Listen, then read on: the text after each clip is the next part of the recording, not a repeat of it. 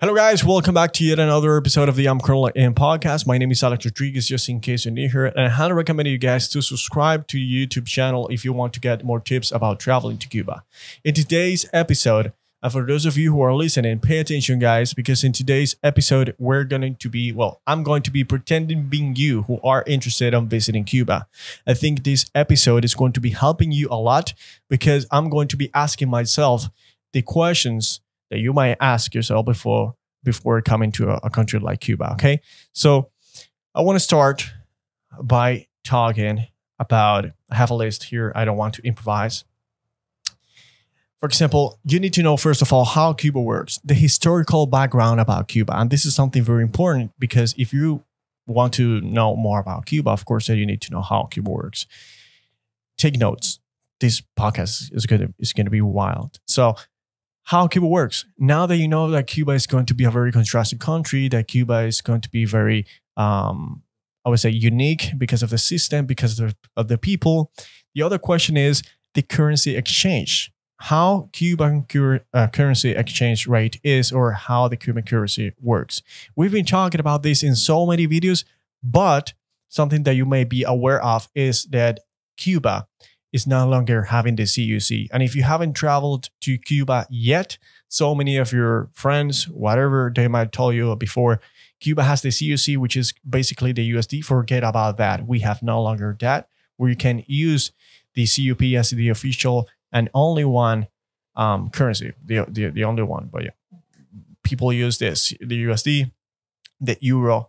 And if you want to know more about that, we have a podcast. So you can click here at the end, or you can watch the other episodes where we were talking about that. Let me hold this like this. So I don't want to be interrupting you guys, but I need to listen myself clearly. So the other one is, for example, now that you know how Cuba works, now that you know how the exchange rate is or the currency works in Cuba, you need to be aware of how the health precautions, how are the health situation in Cuba, all this stuff.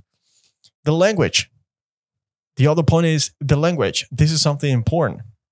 Language is a bridge to cultural understanding. If you don't speak Spanish, don't worry. You can come to Cuba. Some people might understand what you're trying to say because so many people say, hey, I speak a little bit of Spanish. In Cuba, you might know at least the basic. The Cuban Spanish is very different to what most countries in Latin America speak because we speak it faster. And when it comes to the Spanish, we omit some words at the end, and if I talk to you in Spanish, probablemente no vas a entender nada de lo que te voy a decir. So perhaps you might have some questions about the Cuban language or the Cuban Spanish, which is mind blowing. Actually, I'm losing my English, my Spanish, everything. It's crazy when you create content in English, being in a country like Cuba. So the other question, other point. The next point is the local transportation. If you want to travel to Cuba solo and you don't have an agency or anyone that is going to be supporting you or giving you transportation, you need to understand how efficient the transportation is in Cuba. And this is key to exploring the island. Understanding the local transportation options ensure that you can navigate the country effectively, reaching the desired destination and experiencing the diversity of the region. I have to tell you now in advance, right here, the transportation in Cuba sucks. This is something that you're going to notice since the first minute that you get here. So what you have to do is to watch the other podcasts. We've been talking about the transportation in Cuba, the options that you might have, because I think you're going to learn a lot. You have the taxis, you can rent a car, which is something that I don't recommend you to do now because of the gas situation. We have the crisis with that. But you have some other options that you can watch in other podcasts, okay? So the other point here, I have so many things to talk about in today's episode. The other one is cultural etiquette. And I mean, respecting local customs is fundamental. I mean, you need to know how Cuban wear, or at least Cuba's a very hot country. You're going to be wearing most of the time very informal, so you don't have to bring fancy stuff, fancy clothing, okay? And of course, you need to understand how the etiquette works in Cuba, the interaction, culture exchange, all this stuff. The other one is internet and communication. This one is important. This one is huge. Staying connected is vital. Vital. How do you say that? Vital, vital, vital in Spanish. Knowing about the internet accessibility. Oh my gosh, my English today is not the best. Knowing about internet accessibility and communication options enables travelers to plan accordingly. Oh my gosh, the words that I was looking for. Keeping in touch with loved ones and accessing essentials information during the trip. Guys, the internet in Cuba is not the best, but at least we have data. So if you want to be connected with the people that you love, your family, whatever, having data is important. The other question is, or point in this case, is the Cuban cuisine. Understanding the Cuban cuisine or the Cuban food. What do people eat in Cuba? What is going to be the food in Cuba? Because so many people have this concern about that the food in Cuba is not going to be good enough. And some others, they love the Cuban food. It's completely up to you. But I have to tell you in advance as local that the Cuban food is really good. Depending, of course, on where you get it and what type of food you get. Okay. Cultural attractions. Okay. Immerse yourself in the local culture. Knowing about key cultural attractions, events, or festivals ensures that travelers can participate and appreciate the vibrant culture tapestry of Cuba during their visit. If you come to Cuba, ask yourself, I'm going to Cuba in December. What is going to be happening in Cuba in December? Okay? And now that we talked about the time, what is going to be the best time for visiting Cuba? That's the other point. And we talked about this. Depending on when you're coming, the activities that you're going to do, the prices that you're going to get, etc., etc., etc. Okay. The other point is, I mean, there's so many things to talk about, but I was like, for example, trying to show you guys everything or almost everything that you might know before. Okay. I would ask myself before coming to Cuba, how is the political landscape? For example, what is the current political situation in Cuba and how might this impact my trip? Cuba is a communist country and it's a very controversial place, which means that it's always like this, having crisis, having problems. And if you come to Cuba and you visit it, you're going to be very impacted because of the contrast. Like, oh my gosh, I thought that Cuba would be like this, but at the end, Cuba is actually like this. But why is Cuba like this? And that's when I say Cuba is the white country. So pay attention to the political current situation in Cuba because you are going to have a lot of questions. And so many of these questions are going to be answered in the other podcast. Or if you come by yourself, you can get a guide and I'm going to explain you at the end how you can visit Cuba with the best options or having the best trip. Okay. So the economy situation, we talked about the currency, but how is the economy structure in Cuba? Okay. And what are the main industry driving the country? The tourism, medicine, etc. Okay. Social dynamics. What are the social dynamics and demographics of the Cuban population? This is something that I will ask myself if I want to know how many people live in Havana, for example. How many people live in Cuba in general? I'm trying to tell you these different questions because there's some of you who are going to be curious about how it works. Okay. The education in Cuba.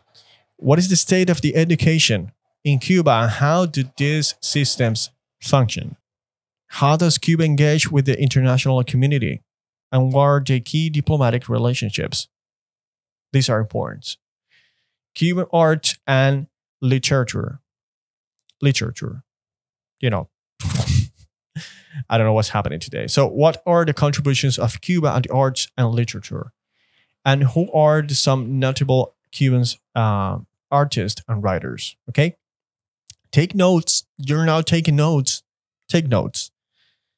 The other one is accommodation options. Where am I going to stay in Cuba? What are going to be the options? Do I want to go for a resort? Do I want to go for a private owned boutique hotel, Airbnb, Booking.com? government places, which I don't recommend you. And if you're American, it's going to be almost impossible because you need to know that you might, well, this is an advice, you might book in advance, okay? Weather and packing.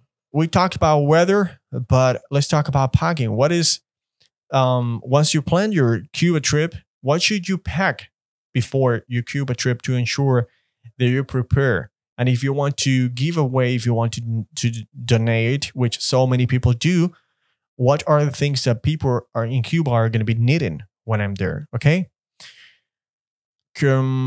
Photography regulations. Are there any restriction of photography, especially in certain areas or specific subjects? And actually, they are. And one of the most important ones is that you cannot take pictures to political establishments or buildings, and you cannot bring drones. There's some others, and we have talked about this in other podcasts. The other and the last one, but not least, is why should I visit Cuba? And this is something that you are going to notice or you're going to figure it out once you have all these questions. Because, for example, when I talk about that Cuba is always in crisis, I get so many comments like, hey, Alex, you just said that Cuba is in crisis. Why should I visit a country that is always in crisis? And the answer is there's so many countries out there in crisis, and they are going to be one of the most beautiful ones in the world. So it's completely up to you. I mean, by crisis, it's not going to be affecting you. Actually, none of the crisis is going to be affecting the tourist. And this is something very sad because if you want to, I don't know, interact with the locals, you're going to see the reality of Cuba. And at the same time, let's say that you want to rent a car, it's going to be very easy. If you want to rent an Airbnb, it's going to be very easy. If you want to get food, it's going to be very easy. So the locals are not going to have these easy ways to live or easy ways to, I don't know, drive in this complicated country. But the contrast is what I think drives most people when it comes to traveling to Cuba. The people, how people think, why is Cuba like this, and what you can get out of the country mental wise. You know what I mean? Once you travel to Cuba, it's going to change the way that you see life completely. I can assure that. Okay. So I think this is today's podcast. I mean, I just wanted to give you my thoughts. This is what I would ask myself when it comes to traveling to a country like Cuba. I think that we have covered so many things: currency, accommodation, the system, the time. So many questions that you might ask yourself. Of course, that if you will come by yourself, it's going to be a little bit more of a headache. But if you come with an agency, you don't even have to ask yourself this, or at least some of this, because they're going to be covering almost everything in Cuba. And actually, guys, let me tell you, for those of you who wants to visit Cuba, I highly recommend you to visit alexr.emprende. We're making sure that you have the best experiences here from the comfort, and at the same time, you're going to be supporting the Cuban people. All of our services, or most of them, are going to be from the Cuban people. So if you want to support the Cuban people, visiting Cuba with us is going to be one of the best ways that you have to do that. Okay. It was a pleasure having you here. I got to work in the course, and today I am invited to a very special event from one of our houses. And I mean, houses, it's not my house, but it's one of the houses that we rent in Cuba. Is their first anniversary. So we are invited. See you in the next podcast. It's going to be very special. We're going to have a guest. I don't want to say or give you any spoiler. So with that being said, it was a pleasure having you here and see your smiling faces. And for those of you who are listening to the podcast, thank you guys. Hopefully this video helps you. Hopefully this podcast helps you. I'm trying to do my best.